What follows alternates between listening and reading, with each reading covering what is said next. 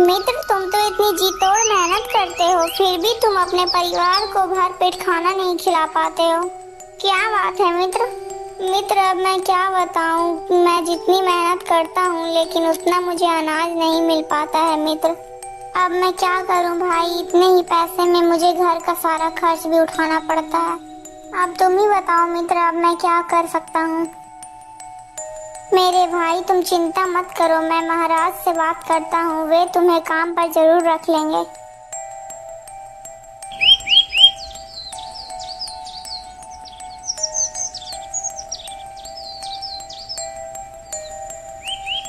अगले ही दिन पन्ना लाल राजा से बात करता है।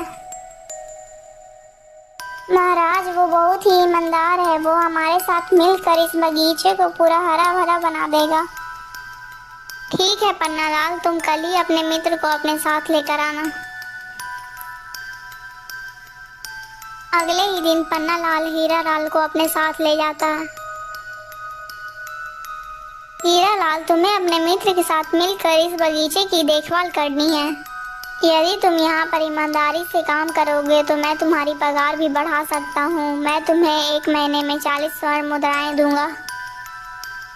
ठीक है महाराज, मैं पूरी ईमानदारी से आपका काम करूँगा। महाराज, आपका बहुत बहुत धन्यवाद जो आपने मुझे इस काबिल समझा।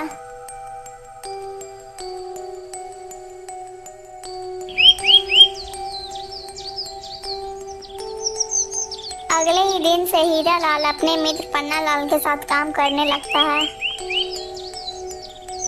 इसी प्रकार कई दिन गुजर जाते हैं।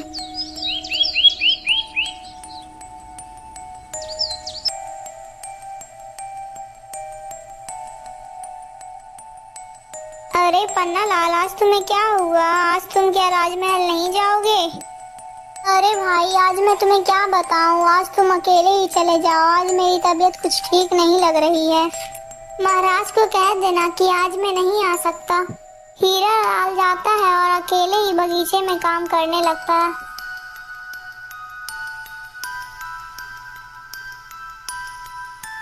अरे हीरा लाल, आज पन्ना लाल नहीं आया, क्या बात है? आज तुम अकेले ही काम कर रहे हो? महाराज, आज पन्ना लाल की तबीयत ठीक नहीं है, इसलिए वो काम पर नहीं आया है।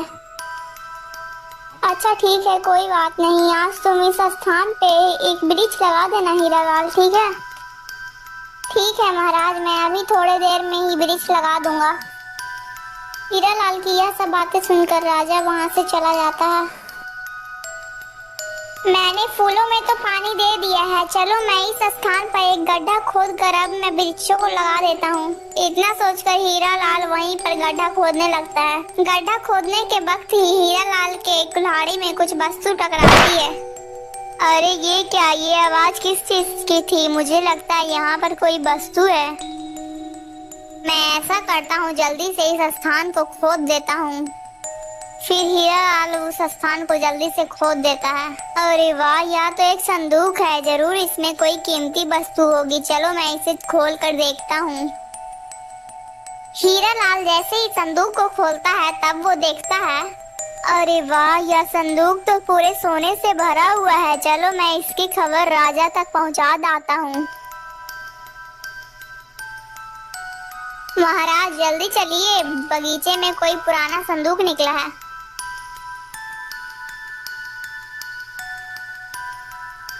अरे वाह हीरा लाल, यह संदूक तो मेरे पुरखों का है। मैं इस संदूक को कितने वर्षों से ढूंढ रहा था, लेकिन मुझे यह संदूक नहीं मिला, पर तुमने आज यह संदूक खोज लिया।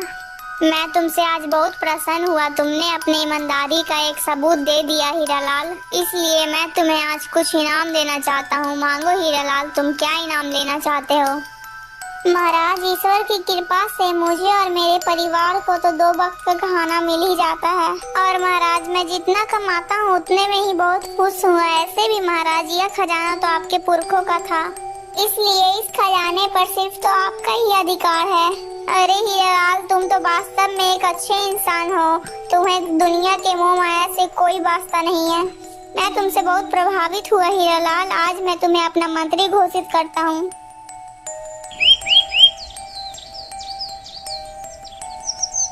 अगले ही दिन से हीरालाल मंत्री बन जाता है।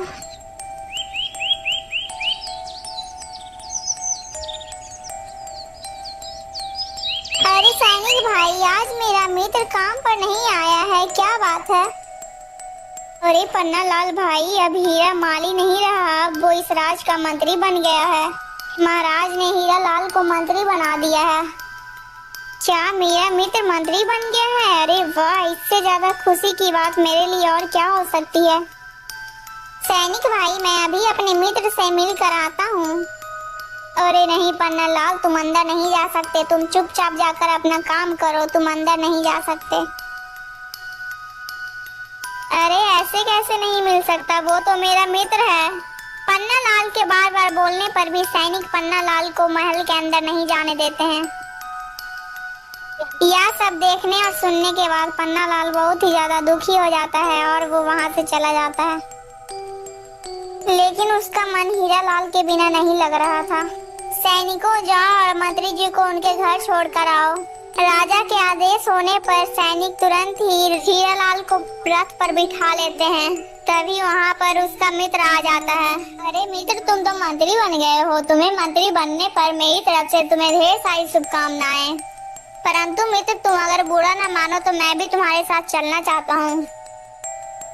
नहीं पन्ना लाल, तुम यहाँ पर इसके साथ नहीं जा सकते हो, इस रथ पे तुम नहीं बैठ सकते हो। यह सब बातें सुनने के बाद पन्ना लाल दुखी हो जाता है। पन्ना लाल को दुखी देखकर हीरा लाल भी दुखी हो जाता है। सैनिक तुरंत ही हीरा लाल को वहां से लेकर चले जाते हैं।